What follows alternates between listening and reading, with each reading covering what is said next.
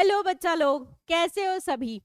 I am Kriti Mishra, your mathematics faculty, and this is लक्ष्य 3.0 for 2024। आपकी preparation आज से स्टार्ट होने जा रही है। बहुत सारे बच्चों को बहुत सारे क्वेश्चंस होंगे दिमाग, जैसे कि हम लोग क्या सही टाइम पे प्रिपरेशन स्टार्ट कर रहे हैं, क्या हमारे पास सफिशिएंट टाइम है प्रिपरेशन कंप्लीट करने के लिए, क्या हमारा सिलेबस कंप्लीट होगा, क्या ऐसा तो नहीं है कि इस टाइम पर प्रिपरेशन स्टार्ट करने में हम बोर्ड्स पर प्रॉपर अटेंशन नहीं दे पाएंगे और ना बोर्ड्स कर पाएंगे ना जेई कर पाएंगे। सारे सारे क्वेश्चंस का आपको आंसर मिल जाएगा, है ना। इस बैच में आपका सिलेबस टाइमली कंप्लीट होगा, अलोंग विथ आपके बोर्ड्स की प्रिपरेशन भी आपको ऐसा फील आएगा। देखो, पहली बात तो मेरा ये कन्विक्शन है ना। अगर आपने जेई के लिए ढंग से पढ़ लिया है ना, तो आपको बोर्ड्स में कम स्कोर कोई करा ही नहीं सकता। आप बोर्ड्स में ज्यादा ही स्कोर करोगे, आपको बोर्ड्स बहुत इजी लगने लगेगा, बहुत ज्यादा इजी लगने लगेगा, क्योंकि आप जेई के लिए पढ़ रहे हो। बहुत डिफरेंट चीजें नहीं होती है ना। बेसिक मैथ्स मैथ्स ही होता है।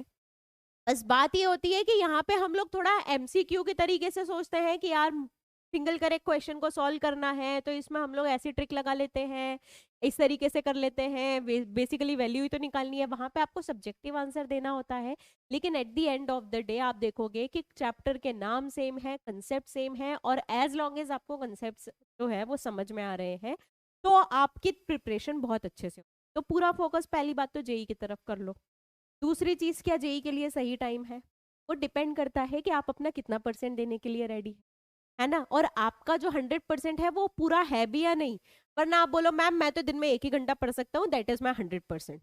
मैम मेरे से तो आधे घंटे से ज्यादा पढ़ाई नहीं होती। नहीं बेटा, अगर आपको जेन्युइनली जेई एग्जाम के लिए तैयारी करनी है तो आपको अपना बेस्ट देना पड़ेगा, बेस्ट से भी ज्यादा बेस्ट देना होगा, और वो एक्चुअली में कंपेरेबल होना चाहिए दूसरे लोगों से। ऐसा नहीं कि आपका बेस्ट 2 घंटे में खत्म हो जाता है, आपका बेस्ट अप्रोक्सीमेटली 6 to 8 आवर्स जाना चाहिए, है ना। आपके पास बहुत सारे ऐसे वीडियोस आते होंगे कि इस बच्चे ने 2 घंटे पढ़ के जेई निकाल लिया। अरे होते होंगे ना, होते होंगे, लेकिन क्या क्या आपको वो रिस्क लेनी है? क्या आपको वो रिस्क लेनी है? लेनी है तो ठीक है, बट बेटर ये नहीं होगा कि हम पूरी तरीके से प्रिपेयर होके, देखो अगर हम 2 घंटे पढ़ेंगे तो हो सकता है जेई निकले, हो सकता है जेई नहीं निकले, है ना। निकलेगा तो वो तुम उस बच्चों में हो जाओगे कि दो दो घंटे पढ़ के हमने जेई निकाल लिया है वाले चीज में। लेकिन अगर तुमने बहुत अच्छे से पढ़ा, अगर तुमने प्रॉपर 8 आवर्स का कमिटमेंट दे के पढ़ाई की है, तो तुमको कोई रोक ही नहीं सकता अच्छा स्कोर करने से। तो तुम्हारा स्कोर बेस्ट होने ही वाला है ना। तो बेटर ये नहीं रहेगा क्या हमारे लिए कि हमको कम चांसेस जिसमें है ना रिस्क कम हो, वो वाले पाथ पे चलना है, क्योंकि 12th है ना, कॉलेज डिसाइड हो रहा है हमारा, तो यहाँ पे तो रिस्क लेना कोई काम की थी। रिस्क छोटी मोटी बात में ले लो तो सही भी बात है। उसके बाद नेक्स्ट क्वेश्चन ये आता है, मैम हमने 11th का नहीं पढ़ा, अब उसके बाद क्या करें। तो बेटा देख लो, पहले पहला जो चैप्टर है वो क्या पढ़ रहे हैं। पहला चैप्टर का कोई नाम नहीं है, पहले चैप्टर का नाम है रिवाइजिंग बेसिक्स। हम लोग बेसिक्स को रिवाइज कर रहे हैं, है ना, हम लोग बेसिक्स को रिवाइज कर रहे हैं। यानी 11th की जो जो चीजें यूज में आती जा रही हैं वो चीजें मैं आपको पढ़ाती जा रही हूँ, वो चीजें आपको पढ़ाते जाएंगे, साथ साथ पढ़ते जाएंगे, ठीक है। और जो जो क्वेश्चंस आते हैं जरूर एक बार पूछना कि मैम ये वाली चीज, ये चीज कैसे मैनेज करे, वो चीज। तो आपके सारे क्वेश्चन का आंसर मिल जाएगा। बस आपकी तरफ से एक ही चीज का जो प्रॉमिस है वो चाहिए कि कमिटमेंट पूरा रहेगा, पढ़ाई पूरी करी जाएंगे। बेसिकली मैं मेंस के लिए तो एक फॉर्मूला दे देती हूँ कि दिमाग में हमेशा मेंस के लिए 30-30-30 का फॉर्मूला रखो, और एडवांस के लिए 50-50-50 का फॉर्मूला रखो। ये फॉर्मूला क्या है? 30-30-30 का फॉर्मूला है क्योंकि मेंस में आपके पास 30 क्वेश्चंस आते हैं जिसमें से आपको 25 सॉल्व करने रहते हैं। तो हर दिन 30 नए क्वेश्चंस। नए क्वेश्चंस का मतलब ये नहीं है कि एक जैसे 20 क्वेश्चन में वैल्यू चेंज कर करके क्वेश्चन सॉल्व कर रहे हो। नए क्वेश्चंस यानी यूनिक क्वेश्चंस, हर क्वेश्चन में दिमाग लगाना पड़ रहा है। हर सब्जेक्ट के 30-30-30 क्वेश्चंस करना है। ये है तैयारी हर दिन, ताकि मेंस का पेपर पेपर नहीं लगे। और एडवांस की तैयारी कर रहे हो तो 50-50-50 बनाओ, रोज 50-50-50 PCM के क्वेश्चंस तुम करोगे, आराम से तुम्हारे जो प्रिपरेशन है वो हो जाएगी। मुझे पता है बहुत डिफिकल्ट होता है, बहुत ज्यादा मुश्किल होता जाता है जैसे जैसे दिन बढ़ते हैं इस चीज को मैनेज करना, लेकिन जो सरवाइव करेगा वही तो रैंक ला पाएगा। साथ ही साथ नोट्स बनाना है, बिल्कुल बनाना है। बिना नोट्स के कभी ये मत बोलना कि मैम हम नोट्स नहीं बनाए तो चलेगा। मेरा आंसर हमेशा यही रहेगा कि नोट्स बनाना ही है, ठीक है। नोट्स बनाओ प्रॉपर, है ना, अपने नोट्स को खुद ही पढ़ो।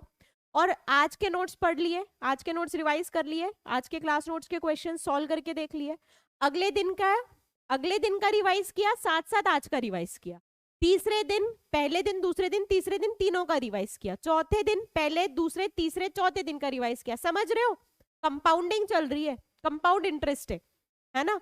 तो तुमको एक के बाद एक कंपाउंडिंग करनी है ताकि हमारे दिमाग में चीजें एकदम बैठती। जिस पर्टिकुलर एक चैप्टर में भी करके देख लेना, जहां पे ये चीज करके देख लोगे ना, वो तुम्हारी इतना स्ट्रांग हो जाएगा ना। और ऐसा नहीं है, ऐसा हुआ है, ऐसा होते देखा है मैंने। जिन बच्चों ने इस चीज को ट्राई किया है ना, जेन्युइनली ऐसा होते देखा है कि उनके उन चैप्टर्स में फिर वो वही बात हो जाती है कि कंसिस्टेंसी नहीं रख पाते हो। सबसे बड़ी वीकनेस यही है कि कंसिस्टेंसी नहीं रख पाते। तो वो तुमको धीरे धीरे हम लोग भी मोटिवेट करेंगे, अपने आप भी मोटिवेशन लाना है, कंसिस्टेंसी कैसे मेंटेन करना है ना। अगर सिलेबस की बात है, सिलेबस टाइमली कंप्लीट हो जाएगा, सिलेबस के बारे में बिल्कुल चिंता नहीं करनी है। लोग आज की क्लास में बेसिक्स रिवाइज कर रहे हैं तो सबसे पहले ट्रिग्नोमेट्री पे आ जाते हैं, क्योंकि ट्रिग्नोमेट्री 11th में तुम लोग टॉपिक पढ़ लेते हो, लेकिन बहुत सारी चीजें तुमको याद नहीं रहती है। जबकि ट्रिग्नोमेट्री अगर याद नहीं है ना, या ट्रिग्नोमेट्री अप्लाई करना नहीं आता है ना, तो क्या तुम नहीं कर पाओगे, जेई के क्वेश्चंस तो नहीं कर पाओगे। इंटीग्रेशन में ट्रिग्नोमेट्री लगेगा, इनवर्स में ट्रिग्नोमेट्री लगेगा, फंक्शंस में लगेगा, डिफरेंशिएशन में लगेगा, हर जगह ही तो ट्रिग्नोमेट्री लगने वाला है। तो जब तक तुम ट्रिग्नोमेट्री प्रॉपरली नहीं पढ़ लोगे, तब तक तुम एक्सपेक्ट ही नहीं कर सकते कि तुम 12th का मैथ्स पढ़ना स्टार्ट भी कर सकते हो। तो जरा एक बार देख लेते हैं, हमको बहुत बेसिक चीजें पढ़नी है। हम बेसिक आइडेंटिटीज पढ़ेंगे, इंपॉर्टेंट एंगल्स पढ़ेंगे, कंटिन्यूड प्रोडक्ट, रेंज और समेशन देखेंगे, और कुछ प्रीवियस ईयर्स के क्वेश्चंस करेंगे। बस बहुत बेसिक बेसिक चीजें पढ़ेंगे, जो काम की है वही। पूरा सेपरेट चैप्टर नहीं पढ़ेंगे बेटा, पूरा सेपरेट चैप्टर 11th का वो 12-13 लेक्चर का एक चैप्टर है, उसमें सिर्फ ट्रिग्नोमेट्री ही पढ़ना है। अभी हमको क्या पढ़ना है, अभी हमको ये पढ़ना है कि जो ट्रिग्नोमेट्री हमको 12th में काम में आने वाली है, उन ट्रिग्नोमेट्री को पढ़ना है, ठीक है। तो हमारे पास 6 ट्रिग्नोमेट्रिक रेशियोज होते हैं एक राइट एंगल ट्रायंगल में। उन 6 रेशियोज को हम कैसे डिफाइन करते हैं? साइन होता है perpendicular hypotenuse, cos base upon hypotenuse, ten होता है परपेंडिकुलर अपॉन बेस, सेक होता है हाइपोटेनियस अपॉन बेस, कोसेक होता है हाइपोटेनियस अपॉन परपेंडिकुलर, और कॉट होता है बेस अपॉन परपेंडिकुलर। इनको आपस में देख के कुछ रिलेशंस आ जाते हैं, जैसे हम लोग बोल देते हैं साइन थीटा होता है 1 upon cosec theta, cos theta होता है 1 upon sec theta, tan theta होता है 1 upon cot theta, tan theta होता है sine theta upon cos theta, और कॉट थीटा होता है cos theta upon sine theta. Similarly Pythagoras theorem जब अप्लाई करते हैं, पाइथागोरस थ्योरम यानी कि साइंस मतलब perpendicular square plus base square जो है वो हाइपोटेनियस स्क्वायर के बराबर है। तो जब sign square theta plus cos square theta करेंगे तो आइडेंटिटी आती है sign square theta plus cos square theta 1 हो जाता है, क्योंकि perpendicular square plus base square hypotenuse square हो जाता है, डिनोमिनेटर में भी हाइपोटेनियस स्क्वायर है, कैंसिल हो गया। इसी का अल्टरनेट फॉर्म क्या हो जाएगा? साइन स्क्वायर थीटा होता है 1 माइनस कॉस स्क्वायर थीटा, और कॉस स्क्वायर थीटा होता है 1 माइनस साइन थीटा। इसी तरीके से पाइथागोरस थ्योरम से हमारे पास आ गया 1 plus tan square theta is equals to sec square theta. इसी का ऑल्टरनेट फॉर्म है sec square theta minus tan square theta equals to 1, या फिर sec theta minus tan theta to sec theta plus tan theta equals to 1। क्या मैं बोल सकती हूँ कि ये दोनों एक दूसरे के रेसिप्रोकल से, दोनों का प्रोडक्ट क्योंकि 1 है तो एक दूसरे के रेसिप्रोकल से, ये फैक्ट हम लोग यूज कर लेते हैं कई बार। इसी तरीके से आइडेंटिटी आ जाती है 1 plus cot square theta is equals to cosec square theta, या फिर cosec square theta minus cot square theta equals to 1, या फिर cosec theta minus cot theta into cosec theta plus cot theta 1। Again ये दोनों एक दूसरे के reciprocal. ये बेसिक आइडेंटिटीज हमने 10th में पढ़ी थी। क्या हम सबको ये बेसिक आइडेंटिटीज याद है? क्या हम सभी को ये आइडेंटिटीज याद है? ठीक है, अगर ये आइडेंटिटीज याद है तो चलो एक क्वेश्चंस करते हैं। एक क्वेश्चन करते हैं। आपको ये प्रूफ करना है कि ये लेफ्ट हैंड साइड और राइट हैंड साइड दोनों की ही value cause A cos B cos सी के बराबर है। ठीक है, तो मैं ऐसा बोल रही हूं कि लेफ्ट हैंड साइड और राइट हैंड साइड दोनों जगह पे 1 माइनस साइन है, 1 minus sine b, 1 minus sine c का मल्टीप्लाई कर दो। क्या बोला मैंने? Multiply 1 minus sine a, 1 minus sine b, 1 minus sine c in equation. Equation का मतलब पूरी इक्वेशन में मल्टीप्लाई कर। तो देखो लेफ्ट हैंड साइड क्या बन गया? 1 minus sine a, 1 minus sine b, 1 minus sine c, 1 plus sine a, 1 plus sine b, 1 plus sine c. और राइट हैंड साइड क्या बन गया? राइट हैंड साइड में ऑलरेडी एक 1 माइनस साइन है, 1 माइनस साइन बी और 1 माइनस साइन सी था। एक और 1 माइनस साइन है, एक और 1 माइनस साइन बी, एक और 1 माइनस साइन सी आया। तो क्या मैं बोल सकती हूँ कि राइट हैंड साइड बन गया है 1 minus sine a, 1 minus sine B और 1 माइनस साइन सी का होल स्क्वायर। भाई सेम चीज दो बार मल्टीप्लाई हुई है। ठीक है, अब यहाँ पे देखो ये बन रहा है a minus b a plus b. क्या ये आइडेंटिटी हम सबको याद है? a minus B into A plus b क्या होता है बेटा?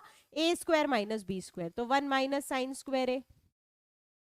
a minus B into A plus b क्या होता है बेटा? A square minus B square. 1 minus sine square b. a minus B into A plus b क्या होता है बेटा? 1 minus sine square.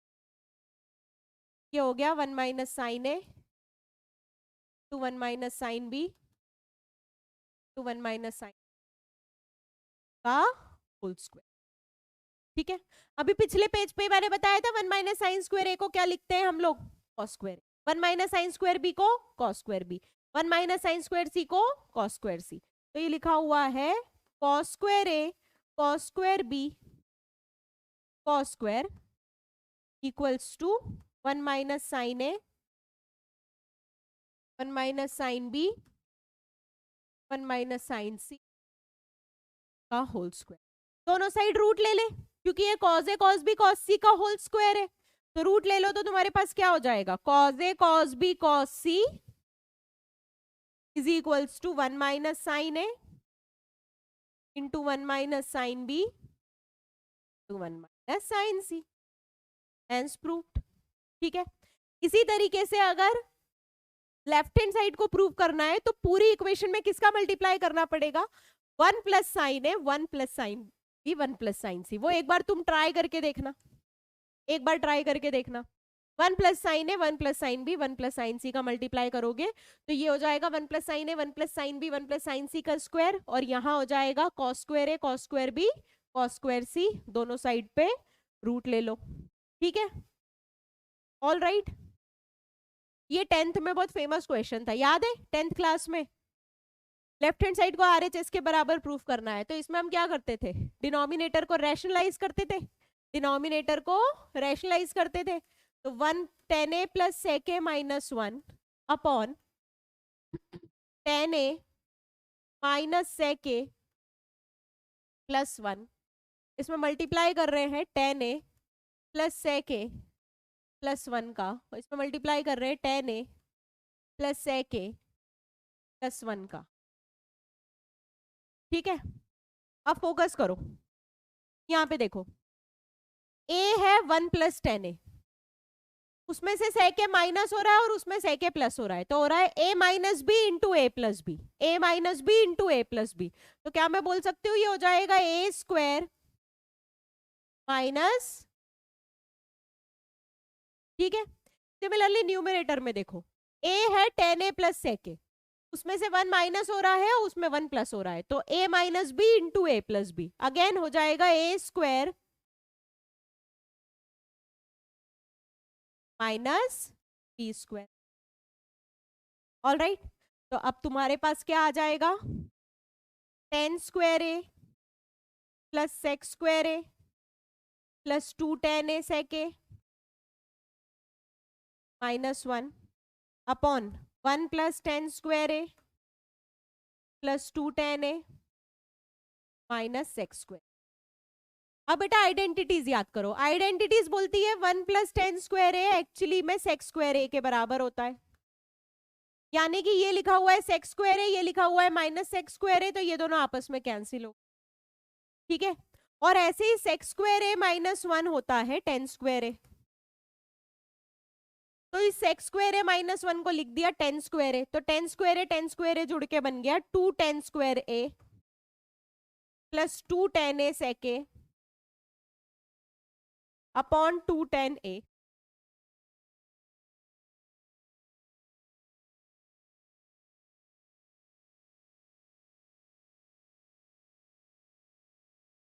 To tan A numerator में से कॉमन निकाल लिया तो बचा tan A plus sec A upon 2 tan A. बेटा ये तो कैंसिल हो गया, टेन ए क्या होता है साइन ए अपॉन कॉज ए, और सेक ए क्या होता है 1 अपॉन कॉज ए, तो 1 plus sine a upon cos a, hence proved, hence proved. Okay, अब आते हैं रिडक्शन फॉर्मूला। बेसिकली जो ट्रिग्नोमेट्री हम लोग 10th तक पढ़ते हैं वो राइट एंगल में खत्म हो जाती है। एक राइट एंगल 90 डिग्री का होता है, दो एक्यूट एंगल होते हैं, उसमें हम कुछ वैल्यूज याद कर लेते हैं, 30 degree 45 degree 60 degree 90 degree 0 degree, इन 5 की वैल्यू याद कर लेते हैं, खत्म हो गया। लेकिन ट्रिग्नोमेट्री एक्चुअली में हमारा वैसे राइट एंगल में खत्म होता नहीं है, हमको बहुत सारे एंगल्स की ट्रिग्नोमेट्री आनी चाहिए। बहुत सारे एंगल्स की क्यों आनी चाहिए? क्योंकि हमारा ट्रिग्नोमेट्री तो एक्चुअली में चलता ही जाता है। मैम कैसे चलता जाता है बेटा? क्योंकि हमारा ट्रिग्नोमेट्री जो है वो किसी ट्रायंगल में नहीं है, वो एक्सिस पे लेते हैं हम। तो एक्सिस पे लेते हैं, तो अगर मान लो ये 0 डिग्री है, अब कुछ कन्वेंशन होते हैं।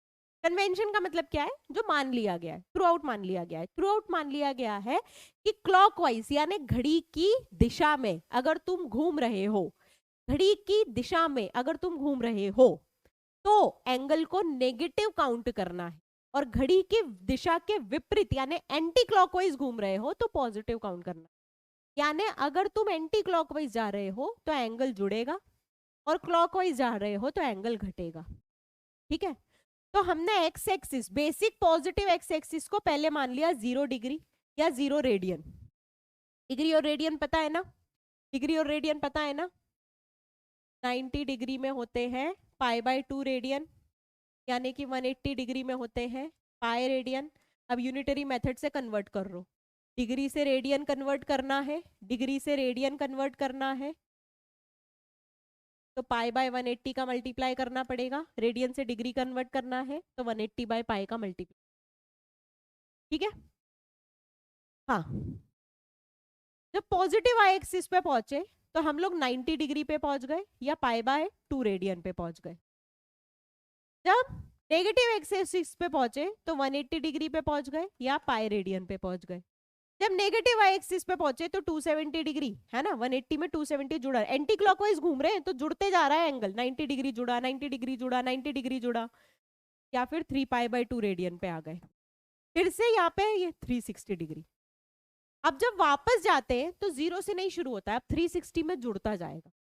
मैम कब तक जुड़ता जाएगा? बेटा अनंत तक जुड़ता। मैम इसका मतलब तो हम 0 के पहले भी जा सकते थे, यहाँ से क्लॉकवाइज जाते तो ये तो नेगेटिव हो जाता। हाँ, वो भी अनंत तक जाएगा, यानी कि एंगल जो है वो केवल एक्यूट एंगल तक सीमित नहीं है। ट्रिग्नोमेट्रिक रेशियोज के लिए हम एंगल कोई सा भी ले सकते हैं, कोई सा भी ले सकते हैं, है ना, as long as it is defined, हम कोई सा भी एंगल ले सकते हैं। तो अब उसको कैलकुलेट करना भी सीखना पड़ेगा, क्योंकि मैम हमको तो एक्यूट एंगल में पता है, हमको एक्यूट एंगल में पता है कि साइन 30 डिग्री का वैल्यू 1/2 होता है। हमको ये थोड़ी पता कि यहाँ पे साइन 150 डिग्री का वैल्यू क्या होगा। निकालने का एक तरीका होता है, तो निकालने का एक तरीका होता है। तरीका क्या होता है? तो तरीका होता है कि पहले तो एक्स एक्सिस को बोलो नो चेंज एक्सिस, क्या बोल दिया? No change axis. Y axis को बोल दिया चेंज एक्सिस, वाई एक्सिस को बोल दिया चेंज एक्सिस। एंटी क्लॉकवाइज यानी ऐड, क्लॉकवाइज यानी सब्ट्रैक्ट।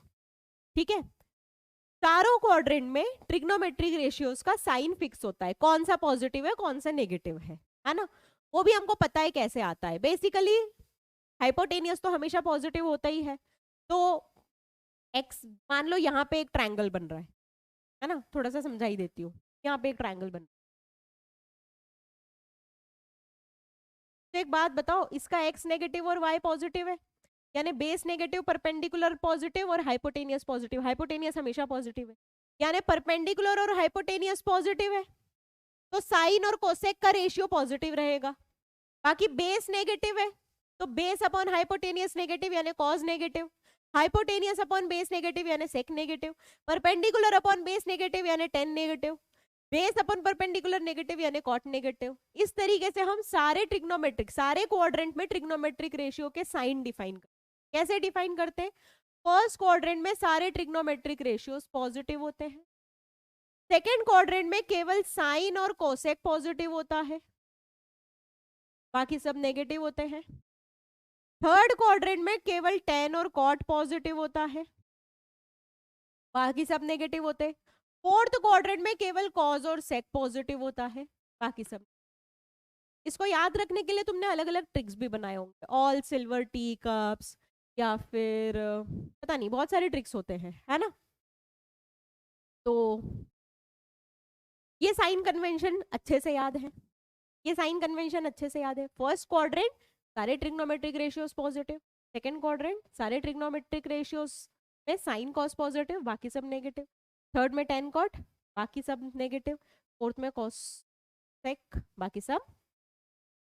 अब बात क्या आती है, बात क्या आती है, अब मुझे मान लो कोई भी एंगल निकल, कोई भी random angle, cos 300 degree, cos 300, ठीक है। तो पहले तो ये देखो कि ये 180 के कितने टाइम्स पड़ रहा है ना। 180 के मल्टीपल के आसपास आ रहा है क्या? 180 के मल्टीपल्स के आसपास आ रहा है क्या? तो बिल्कुल आ रहा है। 180 इंटू 2 होता है 360, 180 इंटू 2 होता है 360। तो ये लिखा हुआ है कॉज ऑफ 360 माइनस 6, है ना। मैम आपने 180 क्यों लिया? बेटा जरूरी नहीं है 180, आप चाहो तो 90 भी ले सकते हो। हाँ 90 या 180 लेना है। मैम 90 या 180 क्यों लेना है? क्योंकि बेटा वो होते हैं एक्सिस के एंगल। देखो 0 डिग्री, 90 डिग्री, 180 डिग्री, 270 डिग्री, तो वो एक्सिस के एंगल होते हैं और एक्सिस से हम डिसाइड करते। तो 180 या तो 90 के मल्टीपल्स के हिसाब से लो, 90 के मल्टीपल्स के हिसाब से लो, या फिर 180 के मल्टीपल्स के हिसाब से लो, चलेगा, है ना। तो 180 के मल्टीपल्स के हिसाब से ले लिया तुमने, है ना। अब cos 360, 360 बताओ पॉजिटिव एक्स एक्सिस है, नेगेटिव एक्स एक्सिस है, या पॉजिटिव वाई एक्सिस है, या नेगेटिव वाई एक्सिस है? भाई 180 का मल्टीपल लिया तो एक्स एक्सिस है और 360 डिग्री पॉजिटिव एक्स एक्सिस है ना। हमेशा पॉजिटिव एक्स एक्सिस जो है वो इवन मल्टीपल ऑफ 180 होता है, नेगेटिव एक्स एक्सिस जो है वो ऑड मल्टीपल ऑफ 180 होता है। तो हम ध्यान से देखो तो ये हमेशा होगा even multiple of 180, even multiple of 180 into 2, 180 into 4, और ये होगा ऑड मल्टीपल, ऑड मल्टीपल, ठीक है। तो तुम हो 360 पे, तुमसे बोला गया है -60।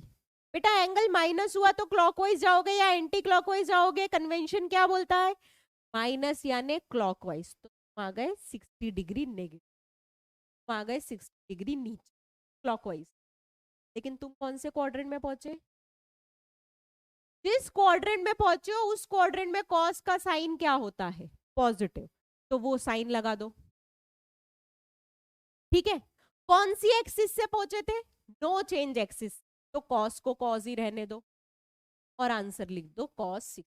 कॉस 60 डिग्री का वैल्यू सबको पता है? हाँ पता है मैम, तो आंसर आ गया 1/, ठीक है। तो मेथड एकदम फिक्स है ना। अल्गोरिदम सुनो, अल्गोरिदम यानी स्टेप्स। स्टेप्स क्या क्या है? सबसे पहले एक बड़ा सा एंगल होगा, उस बड़े से एंगल में देखना है कि 180 के कोई मल्टीपल के आसपास है क्या वो। 180 के कोई मल्टीपल में कौन सा एंगल जुड़ रहा है या घट रहा है उस एंगल तक पहुंचने के लिए। अगर जुड़ रहा है तो एंटी क्लॉकवाइज जाओ, घट रहा है तो क्लॉकवाइज जाओ। ठीक है, एंटी क्लॉकवाइज या क्लॉकवाइज में तुम पहुंच के जो क्वाड्रेंट में पहुंचे हो उस क्वाड्रेंट में वो ट्रिग्नोमेट्रिक रेशियोस पॉजिटिव या नेगेटिव होता है वो चेक करो, उस हिसाब से साइन लगाओ। ठीक है, फिर देखो तुम 180 का मल्टीपल है ना तो नो चेंज, अगर 90 के मल्टीपल से पहुंच रहे होते तो चेंज हो जाता, तो साइन कॉस में बदल जाता, कॉस साइन में। अब चेंज होता तो कैसे चेंज होता, चेंज होता तो साइन कॉस में, कॉस साइन में, टेन कॉट में, कॉट टेन में, सेक कोसेक में, कोसेक। पर मेरा ऐसा सजेशन है 90 का मल्टीपल यूज ही मत, 180 के मल्टीपल से ही जाते जाओ। ठीक है, ऑल राइट। ये होता है रिडक्शन फॉर्मूला, और बेसिकली रिडक्शन फॉर्मूला तुमको असली 11th क्लास में लेके आता है, क्योंकि 10th तक तो पढ़ते नहीं हो, 11th से शुरू होता है। तो ये 180 माइनस थीटा के सारे फॉर्मूले हैं, 180 माइनस थीटा के मतलब 0 से लेके 360 डिग्री तक सारे इंपॉर्टेंट फॉर्मूले हैं, सारे ट्रिग्नोमेट्रिक रेशियो। अगर तुमको ये लिस्ट रखनी है तो ये लिस्ट वैसी की ऐसी रख सकते हो कि हाँ मैम हमको याद करने के लिए काम आएगी। थर्ड क्वाड्रेंट में जैसे ये सेकंड क्वाड्रेंट चल रहा है, पाई बाय 2 से पाई, ये सेकंड क्वाड्रेंट है, फिर ये थर्ड क्वाड्रेंट है, फिर ये फोर्थ क्वाड्रेंट है ना। में कुछ इंपॉर्टेंट इंफॉर्मेशन पता चलती है, जैसे कि सबसे ज्यादा जब तुम एंगल को ऑब्जर्व करते हो तो ये पता चलता है कि इनकी वैल्यूज पहले बढ़ रही है, घट रही है, या पहले घट रही है, बढ़ रही है। उन वैल्यूज को देख के तुम ग्राफ बना, क्या बनाते हो, ग्राफ बनाते। ग्राफ कैसे बनता है, जैसे मान लो y बराबर साइन एक्स, तो पहले हम x को रखते हैं 0, फिर x को हम रखते हैं पाई बाय 6 यानी 30 डिग्री, फिर रखते हैं पाई बाय 4 यानी 45 डिग्री, फिर हम रखते हैं पाई बाय 3 यानी 60 डिग्री, फिर हम रखते हैं पाई बाय 2 यानी कि 90 डिग्री। तो हमको साइन का ग्राफ मिलता है ना।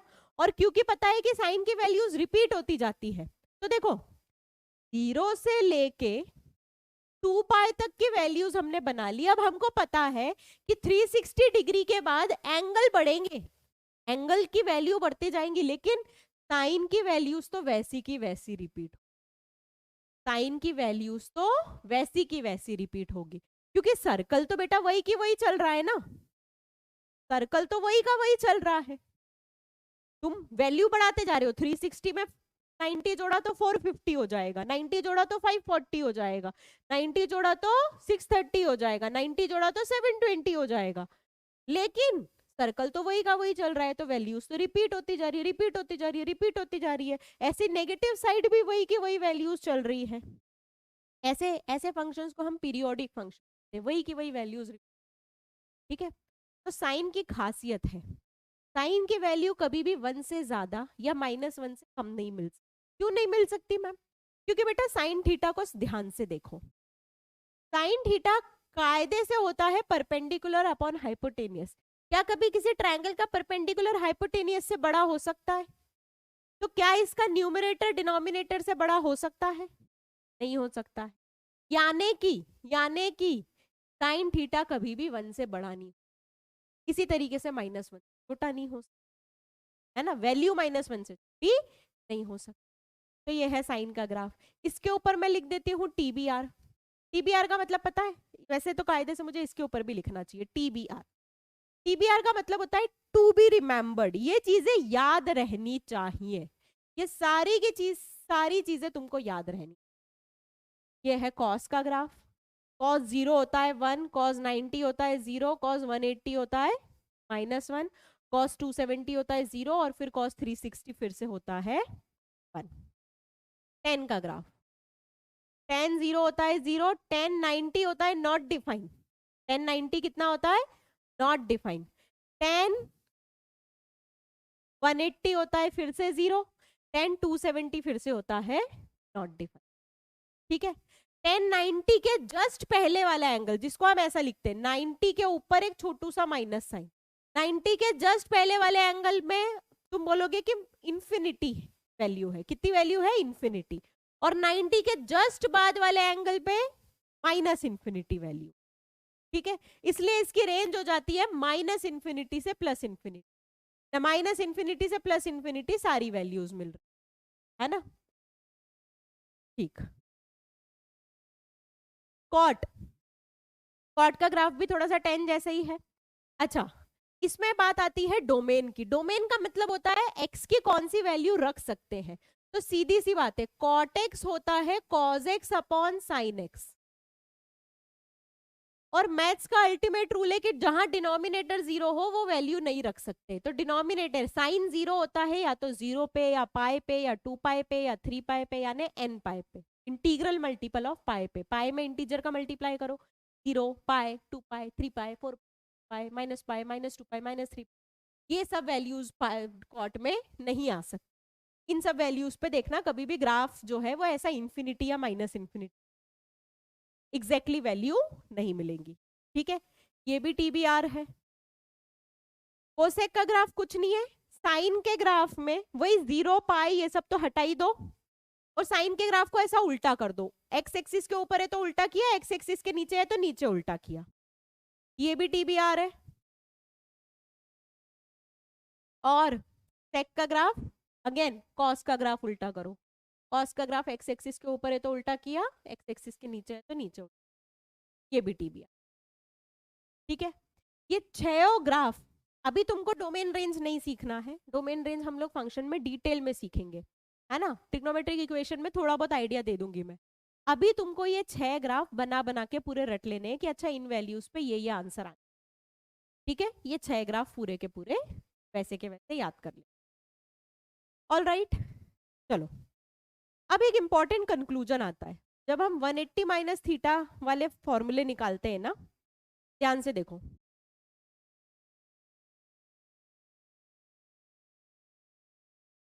कॉस पाई बाय 6 और कॉस 5 पाई बाय 6 का वैल्यू बताओ। कॉस पाई बाय 6 का वैल्यू है √3/2 और कॉस 5 पाई बाय 6 का वैल्यू है -√3/2, है ना। कॉस पाई बाय 4 और कॉस 3 पाई बाय 4 का वैल्यू बताओ। कॉस पाई बाय 4 का वैल्यू है 1/√2, कॉस 3 पाई बाय 4 का वैल्यू है -1। इन दोनों एंगल्स को जरा ऐड करना, इन 5 pi by 6 plus 5 pi by 6, pi by 6 plus 5 pi by 6 करो, कितना आंसर आ रहा है। Pi by 6 plus 5 pi by 6 करोगे तो पाई आंसर आ रहा है। इसी तरीके से पाई बाय 4 प्लस 3 पाई बाय 4 करोगे तो पाई आंसर आ रहा है। बेटा दो एंगल्स का सम पाई होता है या दो एंगल्स का सम 180 डिग्री होता है, पाई यानी 180 डिग्री। तो एंगल्स का सम 180 डिग्री होता है तो उन एंगल्स को हम सप्लीमेंट्री एंगल्स बोलते हैं। क्या बोलते हैं? सप्लीमेंट्री एंगल्स बोलते हैं। तो supplementary angles of cos are additive inverse of each other. Additive inverse यानी दोनों को जोड़ो तो आंसर 0 आएगा क्योंकि एक दूसरे का नेगेटिव होते हैं। इसी तरीके से supplementary angles of sine are equal to each other, supplementary angles of tan are additive inverse of each other. तो टेन और कॉस के एडिटिव इनवर्स होते हैं एक दूसरे के, और साइन के जो है वो बराबर होते हैं, ठीक है। ठीक है, तो अब यहां पे ध्यान से देखो, ध्यान से देखो।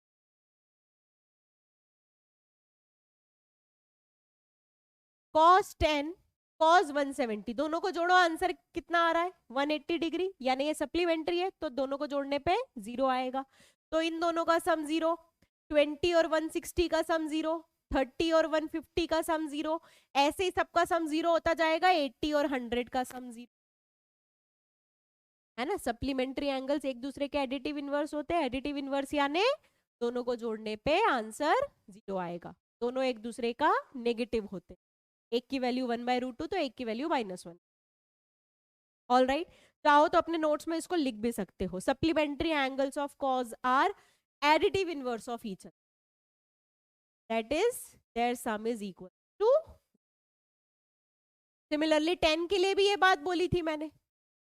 तो क्योंकि इन दोनों का सम भी पाए है, इन दोनों का सम भी पाए है और इन दोनों का सम भी पाए है, तो ये भी 0, ये भी 0, ये भी 0, टोटल सम कितना हो गया?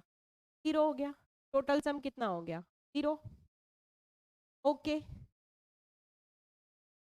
चलो अब ये वैल्यू निकालनी है। साइन 420, साइन 420 डिग्री को मैं लिख रही हूं sine 360 plus 60 degree. Cos 390 degree को मैं लिख रही हूं cos 360 plus 30 degree. Cos minus 300 को मैं लिख रही हूं cos minus 360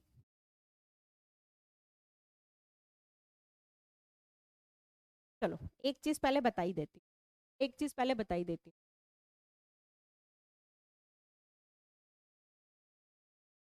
sign of minus theta minus sine theta होता है।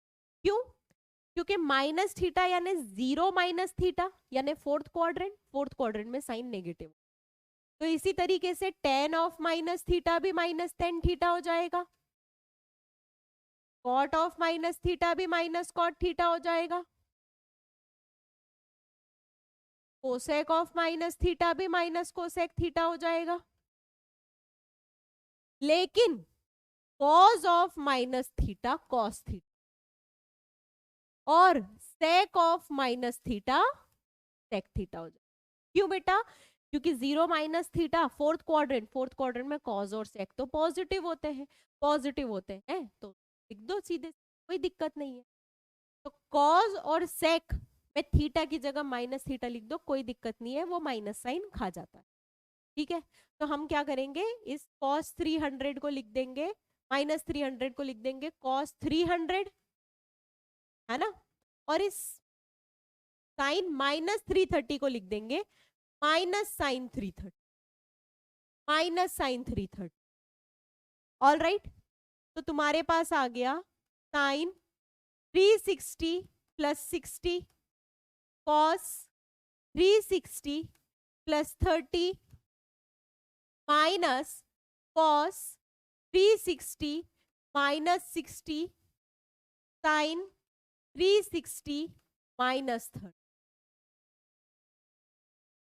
ओके, साइन 360 प्लस 60, 360 यानी पॉजिटिव एक्स एक्सिस प्लस यानी एंटी क्लॉकवाइज, फर्स्ट क्वाड्रेंट में पहुंच गए, फर्स्ट क्वाड्रेंट में पहुंच गए। अच्छा, ये एंगल हमेशा एक्यूट होना चाहिए, एक्यूट यानी 0 से 90 के बीच में होना चाहिए। फर्स्ट क्वाड्रेंट में पहुंच गए तो फर्स्ट क्वाड्रेंट में साइन पॉजिटिव होता है और positive x axis no change axis थी, तो ये हो गया साइन 60। इसी तरीके से cos 360 plus 30, 360 positive x axis plus 30 anti clockwise, फिर से फर्स्ट क्वाड्रेंट में पहुंच गए, ये हो गया cos 30 minus cos 360 minus 60, cos 360 minus यानी क्लॉकवाइज 60, फोर्थ क्वाड्रेंट में आ गए, फोर्थ क्वाड्रेंट में कॉस पॉजिटिव वैसा का वैसा ही कॉस 60, वैसा का वैसा यानी नो चेंज क्योंकि x axis. Sine 360 minus 30, 360 positive x axis minus 30 fourth quadrant में साइन नेगेटिव, लेकिन साइन वैसा का वैसे कि no change axis x axis minus sine. आई बात समझ? हमारे पास आ गया sine 60 cos 30 minus minus plus cos 60 sine 30, ये वैल्यू है √3/2, ये वैल्यू है √3/2, ये वैल्यू है 1/2, ये वैल्यू है 1/2, जोड़ो 3/4 plus 1/4 4/, that is your answer. आ गई बात समझ? ठीक है,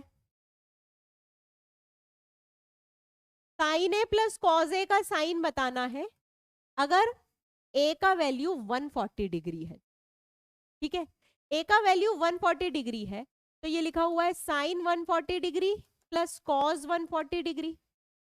अब साइन 140 डिग्री होता है साइन 40 डिग्री, सप्लीमेंट्री एंगल्स बराबर होते हैं ना, और कॉज 140 डिग्री होता है माइनस कॉस 40 डिग्री, क्योंकि कॉस के केस में सप्लीमेंट्री एंगल एडिटिव इनवर्स होते हैं। यानी तुमको बताना है sine 40 degree minus cos 40 degree का साइन, यानी बताना है साइन 40 डिग्री और कॉस 40 डिग्री में से कौन बड़ा है, उसके लिए ग्राफ काम आता है। ये है साइन का ग्राफ, ये है कॉस का ग्राफ,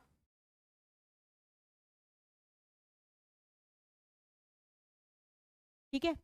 ये मिलते हैं 45 पे, ऊपर वाला है कॉस का, नीचे वाला है साइन, ठीक है। ये एंगल अप्रोक्सीमेटली है 40 डिग्री, ये एंगल अप्रोक्सीमेटली है 40 डिग्री। अब जरा बताओ इस एंगल पे कॉस की वैल्यू ज्यादा है या साइन की वैल्यू ज्यादा है? ज्यादा वैल्यू यानी ऊपर ग्राफ किसका है, कॉस का ग्राफ ऊपर है या साइन का ग्राफ ऊपर है? मैम कॉस का ग्राफ ऊपर है, यानी कॉस की वैल्यू ज्यादा, यानी ये वैल्यू बड़ी, ये वैल्यू बड़ी, यानी ओवरऑल नेगेटिव वैल्यू होगी। कई बार हमको एग्जैक्टली वैल्यू नहीं निकालनी पड़ती है, हमको सिर्फ साइन प्रिडिक्ट करना है, हमको सिर्फ साइन प्रिडिक्ट करना है। आई बात समझ? ठीक है, तो ये तुम इसके लिए ट्राई करके देखोगे, -1125 के लिए, -1125 के लिए प्रिडिक्ट करके देखोगे। पहले क्या करोगे, देखो थोड़ा सा हिंट करती हूं मैं। पहले तुम बोलोगे मैम ये लिखा हुआ है sine of -1125 plus cos of -1125, यानी ये लिखा हुआ है -sin1125 प्लस कॉज ऑफ 112, क्योंकि cause of minus theta cos theta. अब इसको एक्यूट एंगल में बदलना है, तो कैसे बदले? तो 360 का मल्टीपल देखो या 180 का मल्टीपल देखो, तो 180 इंटू 6 करके देखा, 8 6 जा 48, 6 1 जा 6 और 4 हो गया 10, प्लस 180 करो,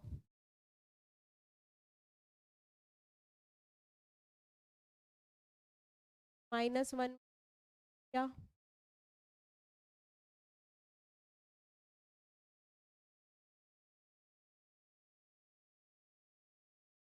35, ये है साइन 7 पाई -35, यानी 180 इंटू 7, 1 2 2 माइनस,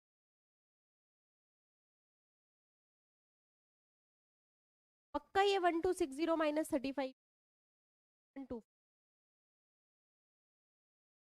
कुछ भारी कैलकुलेशन मिस्टेक हो गया है ना यहाँ पे, देखना जरा, एक सेकंड रुक। 180 इंटू 7 क्या,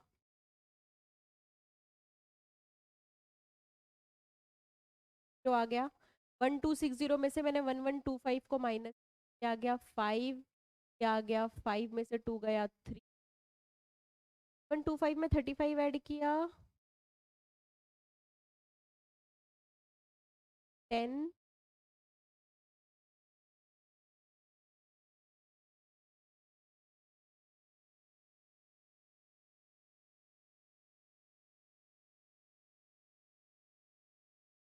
वन 160, 135 आ रहा है, 135 आ रहा है, कोई सोचो 35 आ ही नहीं सकता है, 135 आ रहा है,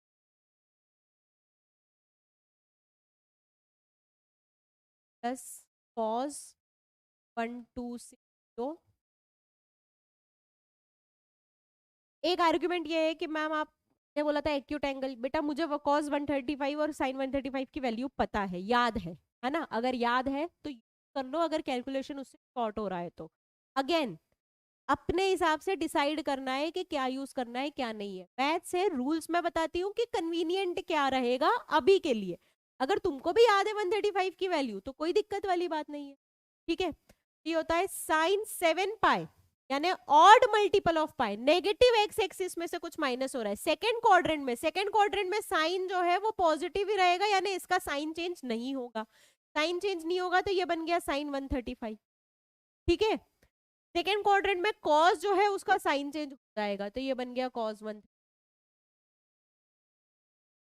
अब मजेदार चीज है, क्योंकि माइनस साइन 35 का वैल्यू होता है 1/√2 और माइनस ऑफ कॉस 35 का वैल्यू होता है -1/√2, यानी ये तो जीरो है, इसका साइन इस पर्टिकुलर एंगल पे दोनों का वैल्यू, इस पर्टिकुलर एंगल पे वैल्यू जो है वो 0 आ रहा है, यानी साइन कुछ है ही नहीं, साइन कुछ है ही नहीं।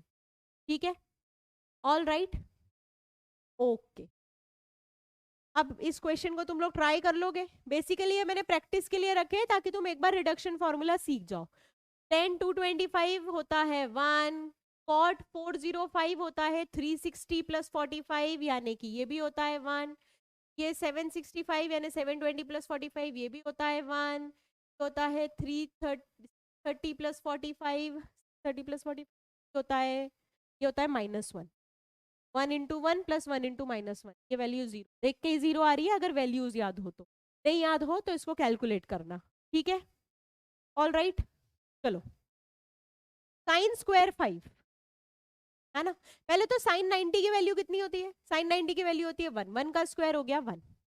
अब ये लिखा हुआ है साइन स्क्वायर 5, मुझे पता है साइन 85 होता है कॉस 5, क्योंकि साइन थीटा होता है cos 90 minus theta. Sign theta होता है कॉस 90 माइनस थीटा। ये तो हम बेसिक ट्रायंगल से ही देख सकते हैं भाई। ये है 90, ये है थीटा, तो ये हो जाएगा 90 माइनस थीटा। तो perpendicular upon hypotenuse, sine theta अगर परपेंडिकुलर अपॉन हाइपोटेनियस है, cos 90 minus theta perpendicular upon hypotenuse, sine theta cos 90 minus theta होता है। ऐसी tan theta cot 90 minus theta होता है, cosec theta sec 90 minus theta होता है। ठीक है, तो ये लिखा हुआ है कॉस स्क्वायर 5, तो साइन स्क्वायर 5 कॉस स्क्वायर 5 मिलके हो गया 1। ऐसे ही 10 में मिलके हो गया 1, 15, 20। ठीक है, ऐसा करते करते, ऐसा करते करते तुम्हारे पास आ जाएगा 7। ठीक है, और एक तुम्हारे पास 90 का, सॉरी 8 वैल्यूज आ जाएंगी, और एक तुम्हारे पास 90 का है 1, है ना। बीच में आ रहा होगा एक साइन स्क्वायर 45। बेटा साइन 45 का वैल्यू कितना होता है? साइन 45 का वैल्यू कितना होता है? 1/√2, तो उसका स्क्वायर कितना होगा? बाय हुआ है 9 प्लस 9.5, 9.5।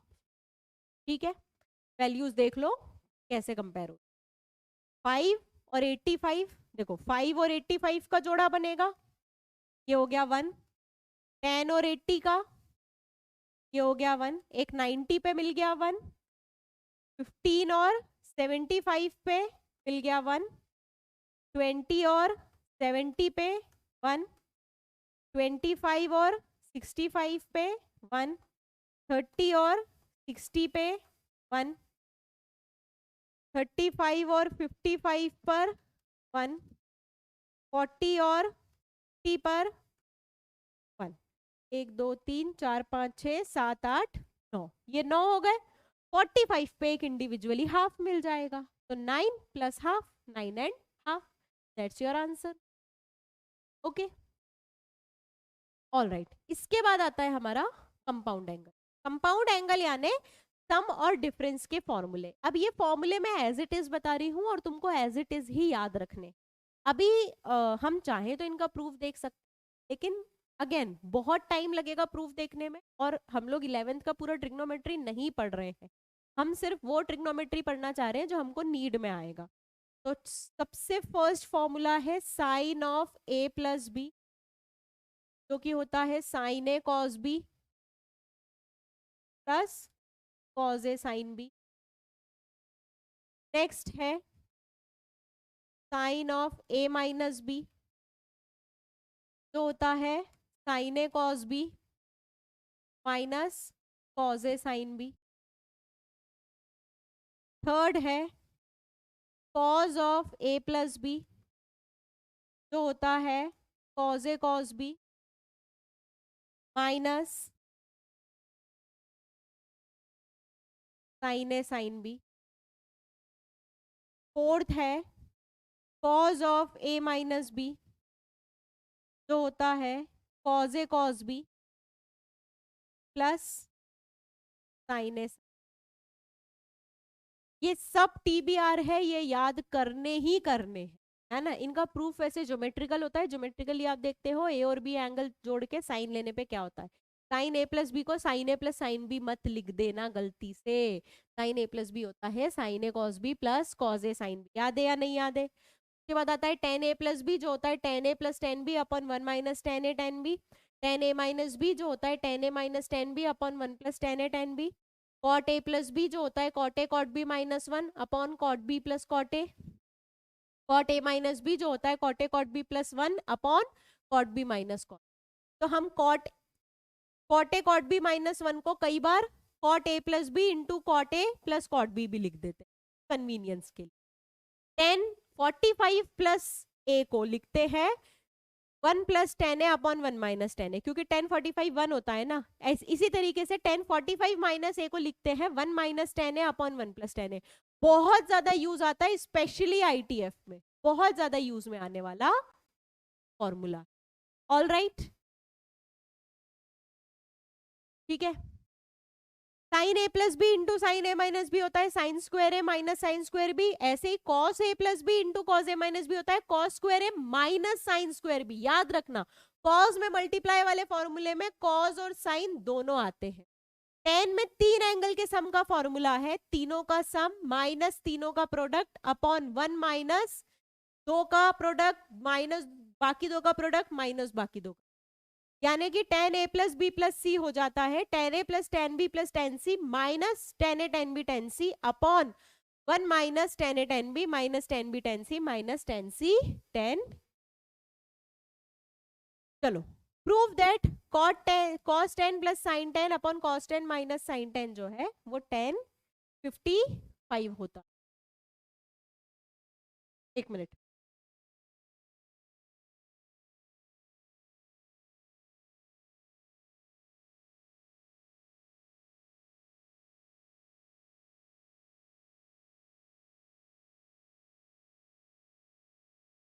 ये क्वेश्चन अभी नहीं करना है, ये क्वेश्चन तुम कर लोगे 2 सेकंड में कर लोगे, लेकिन अभी करने का नहीं है ना। पहले ये करते हैं। If 3 tan theta tan phi equals to 1, तो प्रूफ करना है कि 2 cos theta plus five equals to cos theta minus.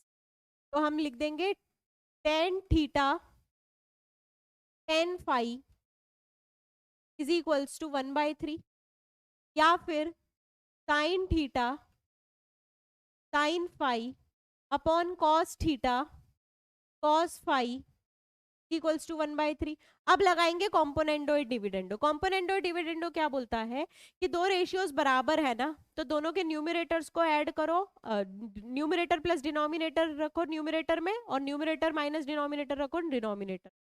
यानी कि अगर a by B equals to C by D दिया हुआ है, तो a plus B upon a minus B हो जाएगा c प्लस डी अपॉन। तो देखो, sine theta sine phi plus cos theta cos phi upon sine theta sine phi minus cos theta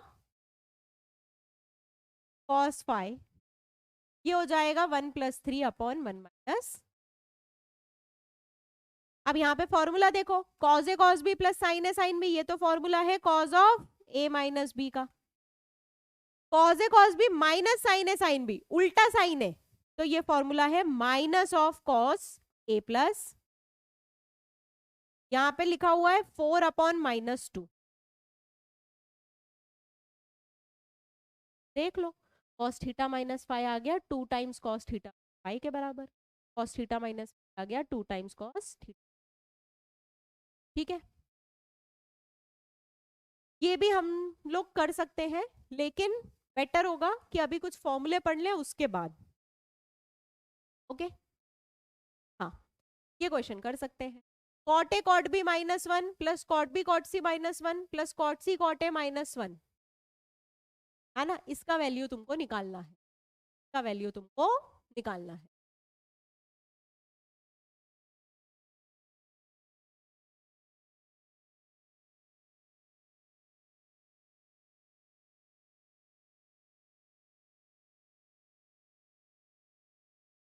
cot 16 cot 44 -1 plus cot 44 cot 76 -1 plus minus cot 70 cot 6।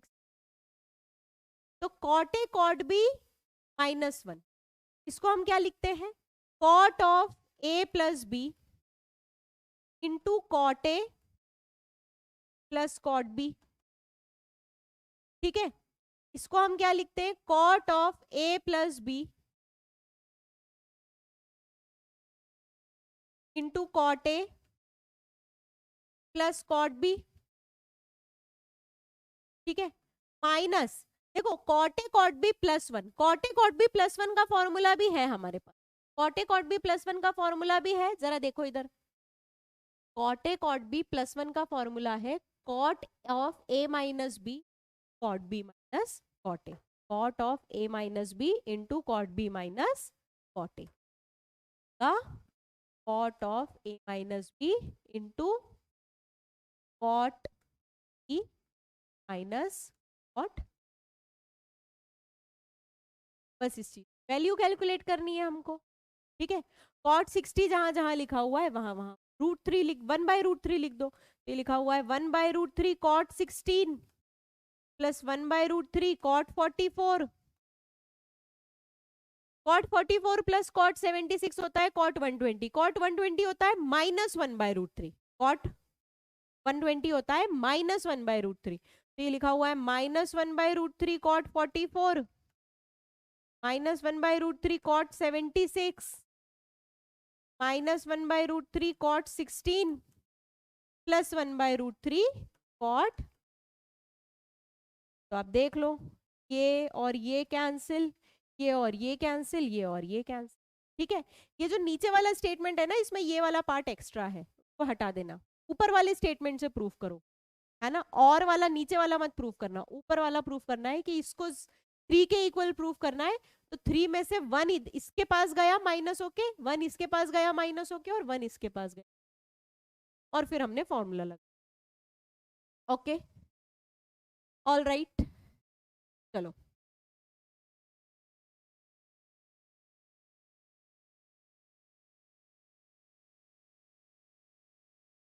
ठीक। अगर तुमको दिया हुआ है साइन अल्फा साइन बीटा, उधर side ले जाओ, उधर साइड ले जाओ, यानी right hand side, 1 = cos alpha cos beta minus sine alpha sine, यानी कि cos of alpha plus beta to cos of alpha plus beta equals to.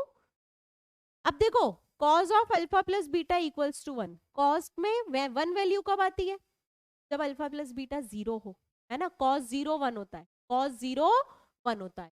तो तुमको ये वैल्यू 0 प्रूव करनी है। अब ये वैल्यू देखो क्या है, 1 plus cos alpha upon sine alpha into sine beta upon cos beta, LCM लो तो क्या आ जाएगा, sine alpha cos beta plus cos alpha sine beta upon sine ए कॉस बी प्लस कॉस ए साइन बी, ये होता है साइन ए plus B का formula, sine ए plus b. और अल्फा प्लस बीटा अगर 0 है तो साइन 0 0, साइन 0, तो अगर ये वैल्यू 1 है तो डेफिनेटली वो वैल्यू 0। ठीक है, आ गई बात समझ में? ओके, चलो, alpha and beta are solution, solution का मतलब है थीटा की जगह अल्फा रखेंगे तो इक्वेशन सेटिस्फाई होंगी, और थीटा की जगह अगर बीटा भी रखेंगे तो इक्वेशन सेटिस्फाई होंगी। इक्वेशन क्या है, इक्वेशन है a tan theta minus c equals to minus b sec theta. मैंने थोड़ा सा इक्वेशन अलग तरीके से, पता चलेगा क्यों। दोनों जगह स्क्वायर करो तो आएगा a² tan² theta plus c² minus 2ac tan theta equals to b² sec² theta को क्या मैं लिख दूं, 1 + tan² थीटा।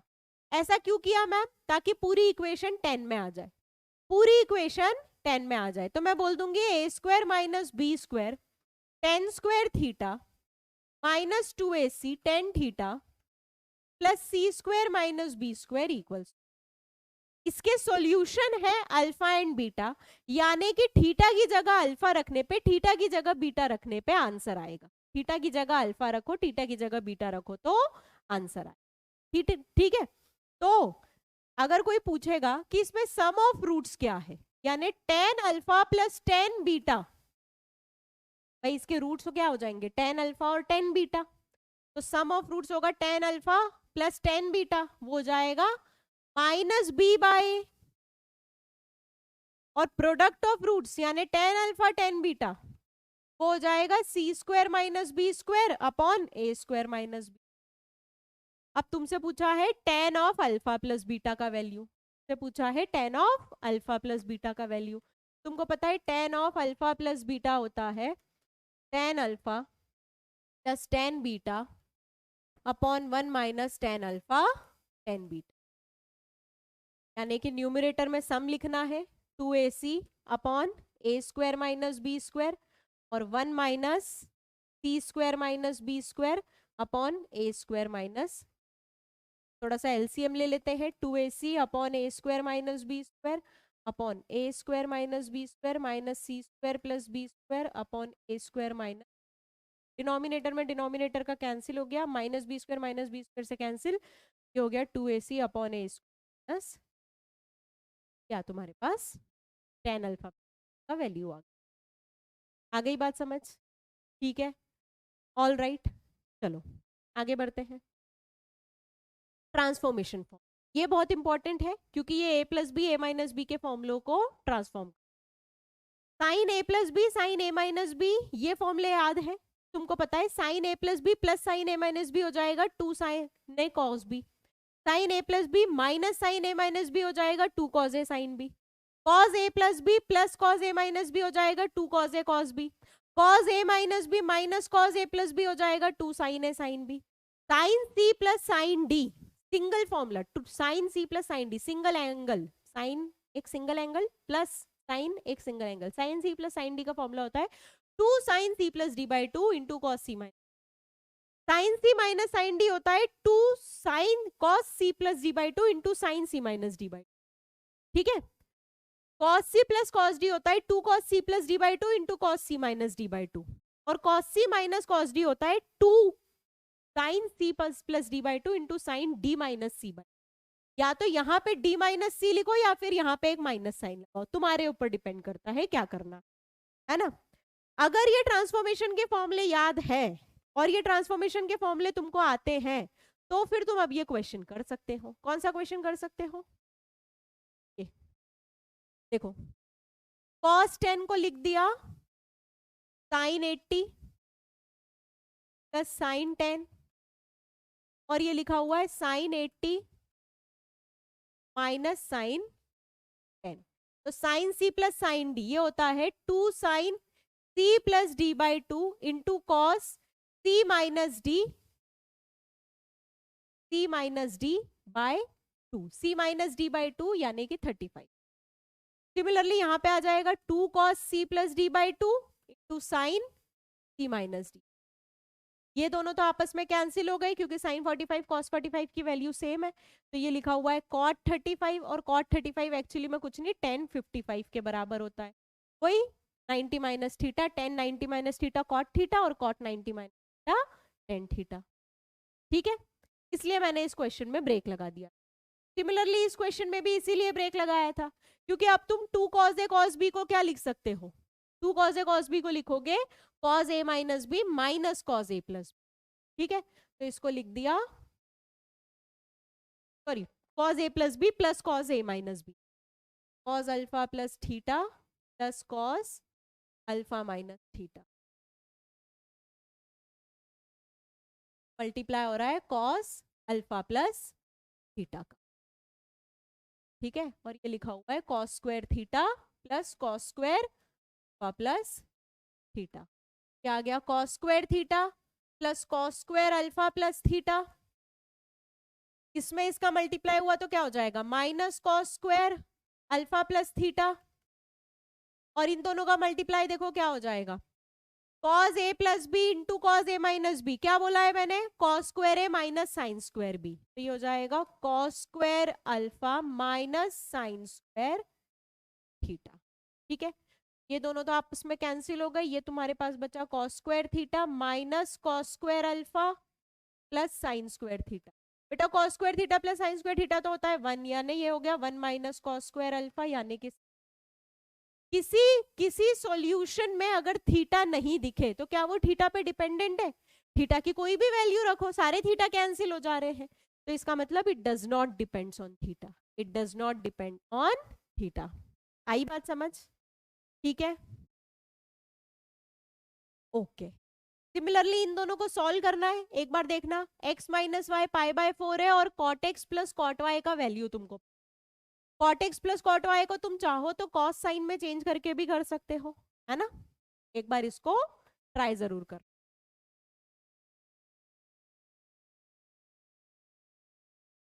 ठीक है, तो क्या ये तुम लोगों को जिनको नहीं याद है उनके लिए बोल रही हूँ, क्या ये याद हो जाएंगे फॉर्मूले? क्या ये फॉर्मूले सारे याद होने वाले हैं हमको, है ना, किसी भी हालत में? तो आप फिर से इन फॉर्मूलों की मदद से हम 15 डिग्री और 75 डिग्री के एंगल निकाल सकते हैं। क्यों? क्योंकि 15 डिग्री होता है 60 माइनस 45, तो साइन ए माइनस बी का फॉर्मूला लगा सकते हैं। 75 होता है 30 प्लस 45, तो साइन ए प्लस बी का फॉर्मूला लगा सकते हैं। ये भी टीबीआर है, ये भी टीबीआर है। साइन 15 डिग्री होता है √3 माइनस 1/2 √2। साइन 75 होता है √3 प्लस 1/2 √2। कॉस 15 होता है √3 प्लस 1/2 √2। ठीक है, tan 15 होता है 2 माइनस √3, cot 15 होता है 2 प्लस √3, tan 75 होता है 2 प्लस √3, cot 15 होता है 2 माइनस, cot 15 होता है 2 प्लस √3, cot 75 होता है 2 माइनस √3। ठीक है, अगर मैंने धुंधुन में गलत बोल, ये वाले फॉर्मूले याद कर लेना। ओके, बेसिकली मैं तुमको वो सारे फॉर्मूले बता रही हूँ जो तुमको 12th में नीड में आने वाले हैं। तो अभी जब तक हम लोग 11th के कुछ बेसिक चीजें पढ़ रहे हैं, इंपॉर्टेंट है, वो अच्छे से एक बार याद कर लो।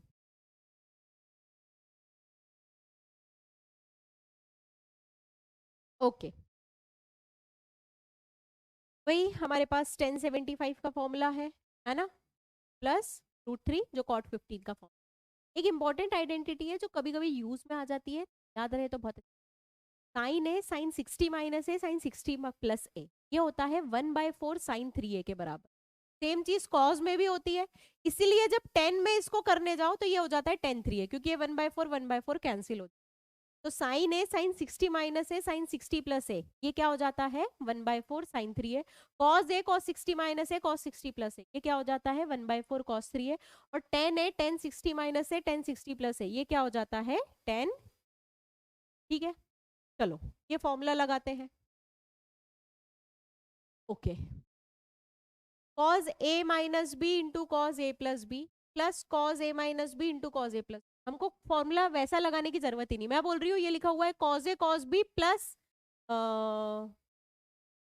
ये लिखा हुआ है cos 36 minus A plus cos 30, और ये लिखा हुआ है cos 54 plus A to cos 54 minus A.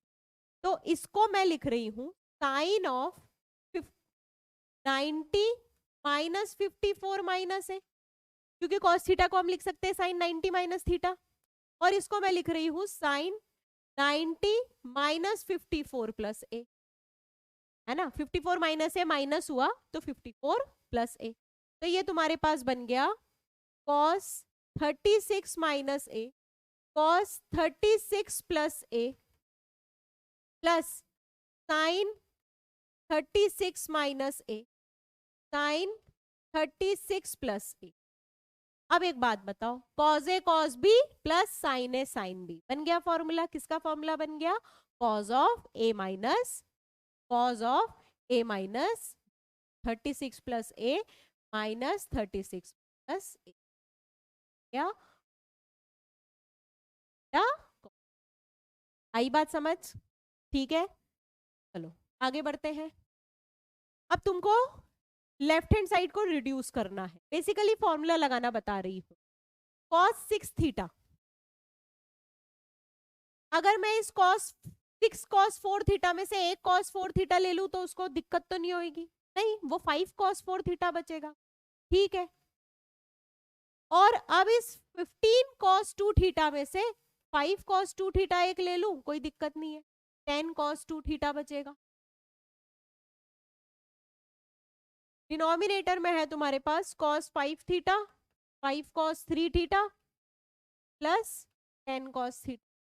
तो इन दोनों को देखो, cos c plus cos d क्या होता है, 2 cos c plus d by 2 into cos c minus D by, ठीक है। फिर इन दोनों को देखो, 2 cos c plus D by 2 into 2 cos c plus cos d, 2 cos c plus d by 2 2 cos c minus D by 2, ठीक है।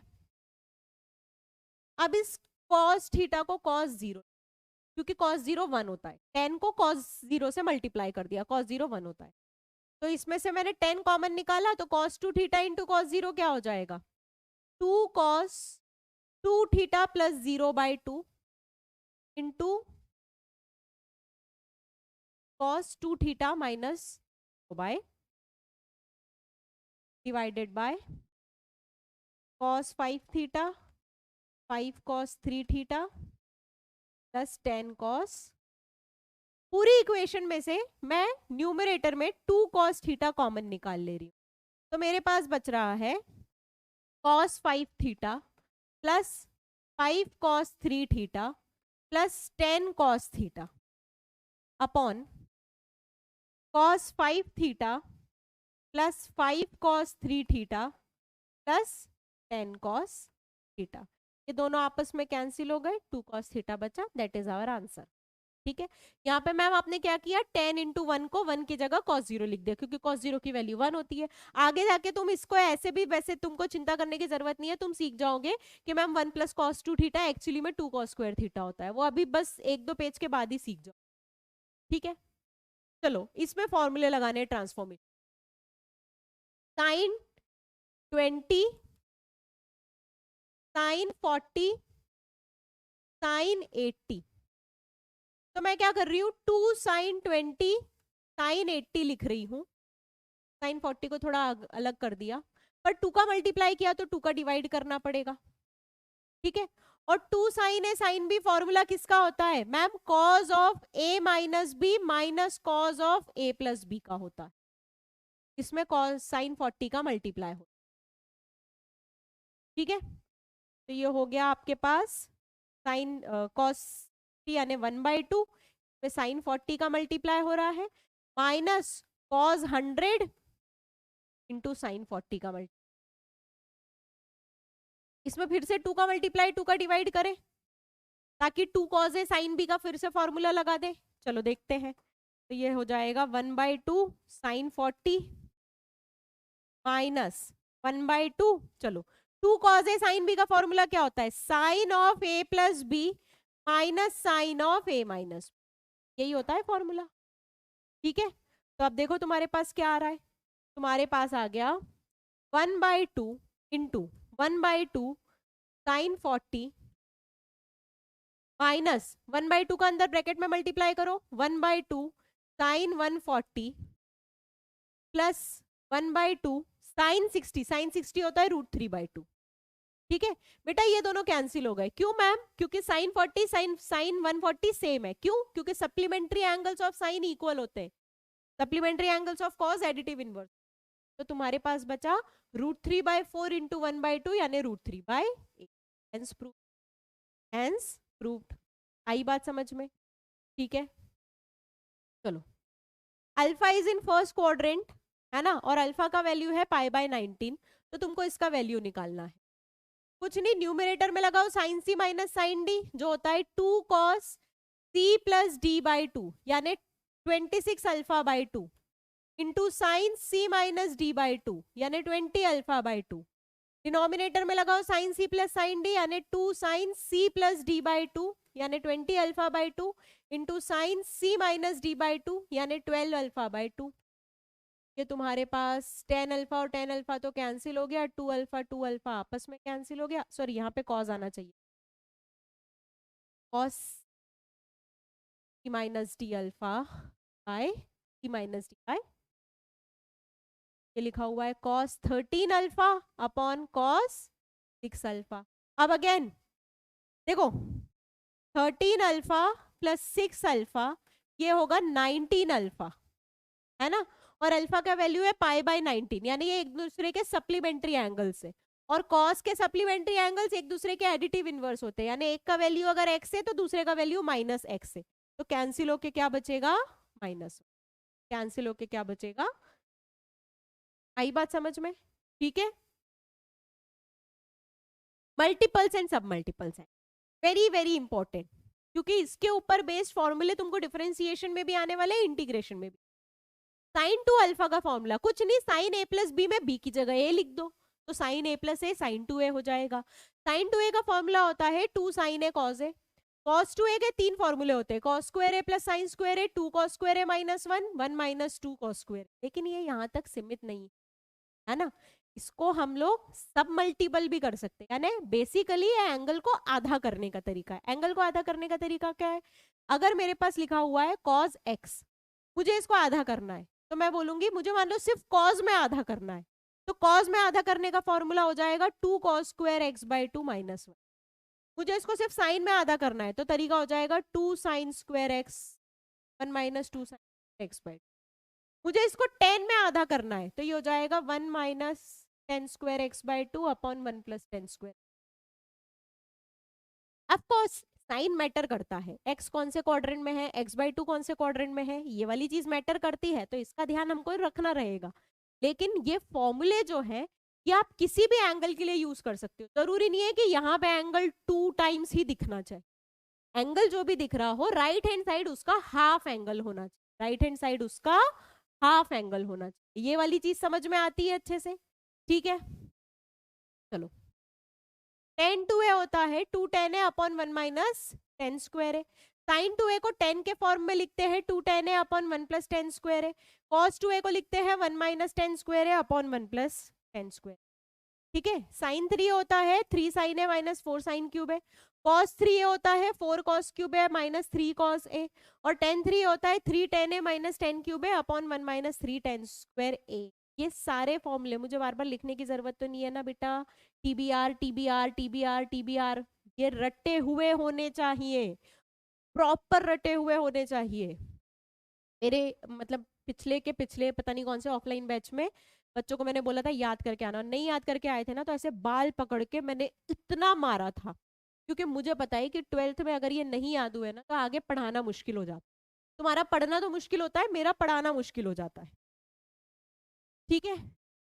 अब tan का एक जनरलाइज फॉर्मूला होता है, यानी tan के अगर n एंगल्स का सम करना हो 1 2 3 4 कितने भी एंगल्स, तो कुछ मत करो, s1 minus s3 plus s5 minus s7 upon 1 minus s2 plus s4 minus s6। अभी s1 s3 ये सब है क्या, s1 का मतलब है सारे tan एक एक बार लेके जोड़ दो, यानी tan a plus tan b plus tan c। s3 का मतलब है एक बार में कोई 3 tan का प्रोडक्ट करो, tan a tan b tan c, tan b tan c tan d, है ना, 3 का प्रोडक्ट करो और जोड़ते जाओ। tan 5 का मतलब है एक बार में कोई 5 tan के प्रोडक्ट का करो और जोड़ते जाओ। tan 2 का मतलब है एक बार में कोई 2 tan का प्रोडक्ट करो और जोड़ते जाओ, यानी tan a tan b tan b tan c tan a, इनको जोड़ दो बस। तो ये जनरलाइज फॉर्मूला होता है। ये फॉर्मूला अगर याद है तो अच्छी बात है, नहीं याद है तो चल जाएगा, लेकिन एडवांस के लिए तो याद कर लो, एडवांस के लिए तो याद, ठीक है। हाँ अब है ये इस टाइप के बहुत फॉर्मूले आते हैं, इसको अभी मैं और भी लिखवाने वाली हूँ। cos 2 theta upon 1 plus sign 2 theta होता है tan pi by 4 minus theta, मैंने बताया था tan pi by 4 minus theta होता है 1 minus tan theta upon cos 2 theta क्या होता है बेटा, cos 2 थीटा होता है cos square theta minus sine square theta, और 1 को हम लिख सकते हैं sign square theta plus cos square theta plus sign 2 theta को लिख सकते हैं 2 साइन थीटा cos थीटा। तो ये हो जाएगा cos theta plus sine theta into cos theta minus sine theta upon ये लिखा हुआ है cos theta plus sine theta का होल स्क्वायर। एक पार्ट कैंसिल तो बचा तुम्हारे पास cos theta minus sine theta upon cos theta plus sine theta. Numerator denominator में से cos कॉमन निकाल लो तो 1 माइनस टेन थीटा अपॉन 1 हो गया। ठीक है, तो ये फॉर्मूला बहुत ज्यादा यूज में टाइप के फॉर्मूले है ना, cos two theta 1 plus sine two theta, तो उससे हमें ना जनरलाइजेशन कर, जैसे 1 प्लस कॉस टू थीटा ये होता है 2 cos square theta, 1 minus cos two theta ये होता है 2 साइन स्क्वायर थीटा। इन दोनों का डिवाइड किया तो कॉट स्क्वायर थीटा, इन दोनों का उल्टा डिवाइड किया तो tan square theta. 1 plus sine two theta ये हो गया sine theta plus cos theta का whole square. 1 minus sine two theta ये हो गया sine theta minus cos theta का होल स्क्वायर। डबल एंगल के यहाँ पे भी यूज, ओके।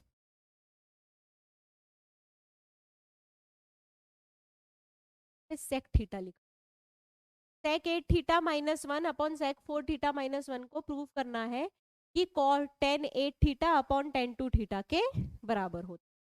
बोलोगे मैम सेक 8 थीटा को कॉस में चेंज कर दे, बिल्कुल, तो ये लिखा हो जाएगा 1 upon cos 8 theta minus 1 upon 1 upon cos 4 theta minus 1 हो जाएगा 1 minus cos 8 theta upon cos 8 theta और 1 minus cos 4 theta upon cos 4।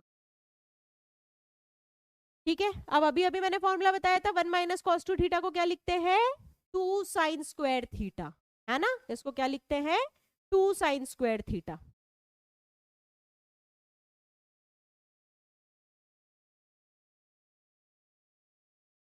जरा लिखो इसको, 2 साइन स्क्वायर थीटा यानी इसका आधा, इस एंगल का आधा हो जाएगा तो 4 थीटा अपॉन ये लिखा हुआ है कॉस 8 थीटा। ठीक है, 1 माइनस कॉस इसको लिख दो 2 साइन स्क्वायर, 4 थीटा को कितना लिख देंगे हाफ 2 थीटा, ये कॉस 4 थीटा। आ गई बात समझ? तुम्हारे पास लिखा हुआ है 2 साइन 4 थीटा, देखो दो थे स्क्वायर था तो मैंने एक लिया है कॉस के साथ और एक को मैंने यहाँ पे अलग से लिख दिया, है ना।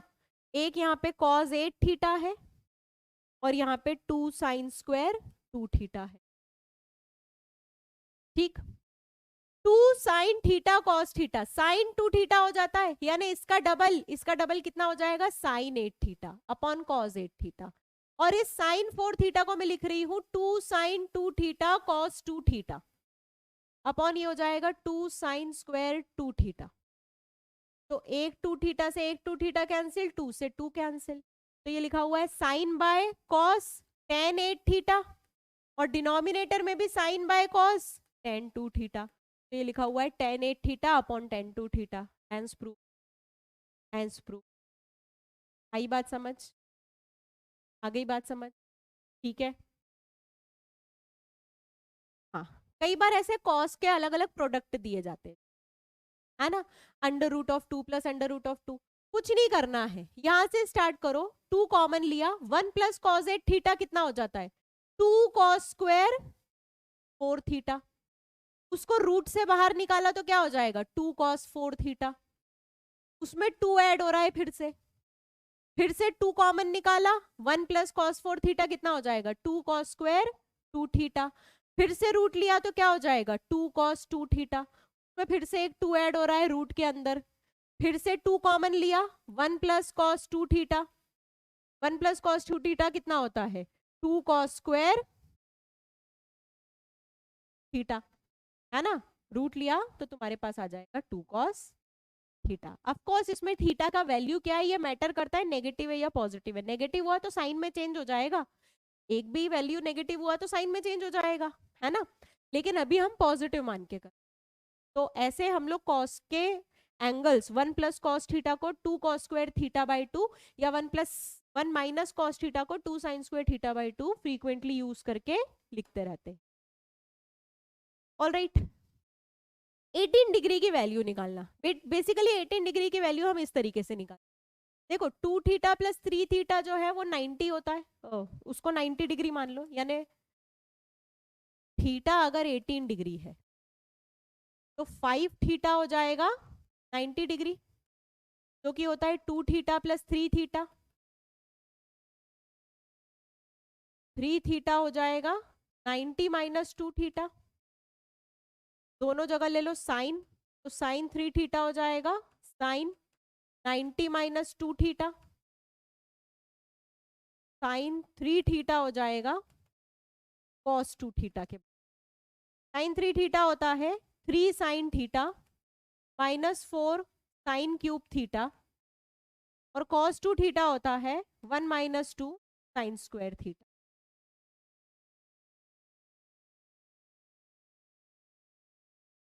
ठीक है, तो सॉल्व करो, तो सॉल्व करके साइन थीटा की वैल्यू निकालो।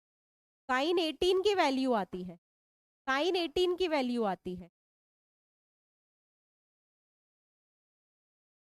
हाँ, साइन 18 की वैल्यू यहां से आती है हमारे पास √5 माइनस 1 बाय कॉस 36 की वैल्यू, क्योंकि साइन 18 की वैल्यू पता है, तो हमको पता है कॉस 2 थीटा होता है 1 minus sine square 2 sign square theta, cos 2 theta की वैल्यू भी आ जाएगी।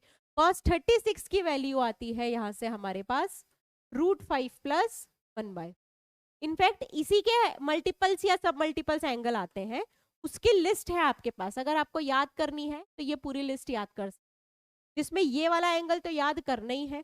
18 में तुम चाहो तो केवल साइन वाला याद कर सकते हो, है ना। 22.5, 22.5 कैसे निकलेगा, 45 का आधा एंगल, तो अगर तुमको 1045 की वैल्यू 1 पता है तो 22.5 10 थीटा बाई 2 के फॉर्मूले से आ जाएगा। ठीक है, कितना होता है √2 माइनस 1, तो 10 22.5 की वैल्यू याद करो। ठीक है, 36 में कॉस की वैल्यू याद करो, ऑल राइट, और 5 पाई बाय 12 में सभी की वैल्यू याद। ये वो एंगल्स है जो याद होने ही चाहिए, कोई ऑप्शन नहीं, क्योंकि यूज इतने आते हैं, कोई मतलब ऐसा थोड़ी है कि मजा आ रहा है, नहीं बेटा, यूज बहुत ज्यादा आता है। ठीक है, चलो, अगर ये वैल्यू पूरी 10 के इक्वल है तो k का वैल्यू निकालना है। Sex square 60, sex square 60, sex 60 होता है 2 के बराबर, सेक्स स्क्वायर 60 हो जाएगा 4 प्लस k, ये लिखा हुआ है साइन 54 यानी कॉस 36, तो √5 प्लस 1 बाय 4 माइनस कॉस 72 यानी कि साइन 18 यानी √5 माइनस 1 इक्वल्स टू 10, तो ये लिखा हुआ है 6 के बराबर, तो k हो गया √5 plus 1 minus √5 plus 1 upon 4 equals to, यानी कि k बाई 2 हो गया 6, तो k का वैल्यू होगा, k का वैल्यू होगा 12। ठीक है, ऑल राइट, तो अब ये जो क्वेश्चंस है ये प्रीवियस ईयर्स क्वेश्चन है ना, जो कंसेप्ट्स है, जितने फॉर्मूले याद होने चाहिए, जो 11th के कंसेप्ट्स तुमको याद आने चाहिए, वो वाली चीजें मैंने तुमको बता दी है कि ये चीजें तुम लोग एक बार ध्यान, मतलब एक बार फिर से रिकॉल कर लेना, एक बार फिर से रिवाइज कर लेना। ये वो प्रीवियस ईयर्स क्वेश्चंस है जो अभी तक के कंसेप्ट के काम के हैं, तो इनको एक बार अटेम्प्ट करके कि हाँ तुम लोगों ने फॉर्मूले याद कर लिए हैं या नहीं कर लिए। वही सिंपल बेसिक कंसेप्ट पे है, जैसे हाफ एंगल वाले फॉर्मूले हैं, कोसेक थीटा का वैल्यू दिया हुआ है तो cot pi by 4 plus theta by, अब cot pi by 4 plus theta by 2 का 10 pi by 4 plus theta by 2 वाला ही फॉर्मूला चलता है ना, तो बस उसी तरीके से काम करना है ना। तो इन क्वेश्चंस को होमवर्क में एक बार सॉल्व करके देखना कि तुमसे बन रहे हैं या।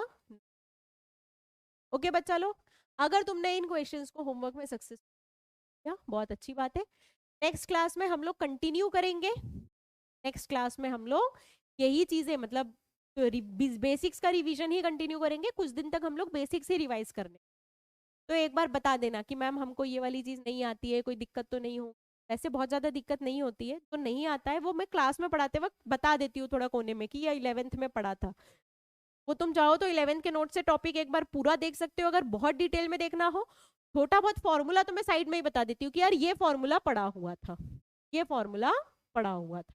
ठीक है, एक बार चाहो तो मैक्सिमम मिनिमम वैल्यू देख लेना, मैक्सिमम मिनिमम वैल्यू देख, ठीक है।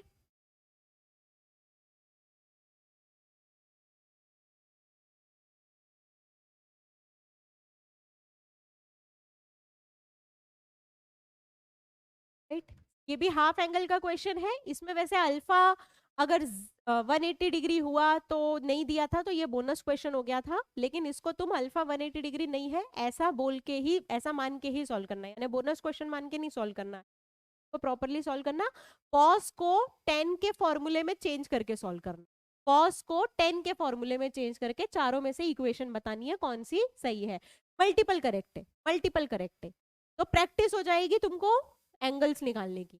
ठीक है, तो ये हमारे बेसिक्स का रिवीजन आज फर्स्ट क्लास इसका कंप्लीट हुई है। अभी हमारा बेसिक्स का रिवीजन टाइम तक चलेगा, उसके बाद हम स्टार्ट करने वाले हैं विच इज डिटर्मिनेंट। ठीक है, कोई भी डाउट आए पूछ सकते हो, कमेंट्स में पूछ सकते हो क्लास कंप्लीट होने के बाद, या फिर डाउट स्लाइड्स में पूछ सकते हो, डाउट्स के आंसर तुमको मिल जाएंगे। शीट्स के तुम्हारे पास वीडियो सॉल्यूशंस अवेलेबल रहेंगे। अभी मैं, क्योंकि हम लोग पूरा चैप्टर नहीं पढ़ रहे हैं, तो अभी मैं शीट में से होमवर्क नहीं दे रही हूँ। अगर तुमको चाहिए कि मैम हमको 11 की शीट में से होमवर्क चाहिए, अगर 11 की शीट अवेलेबल है और उसमें से होमवर्क चाहिए, तो बताना, फिर हम लोग शीट में से भी होमवर्क डिस्कस करने लगे। ठीक है बच्चा लोग, that's all for today, good day everyone.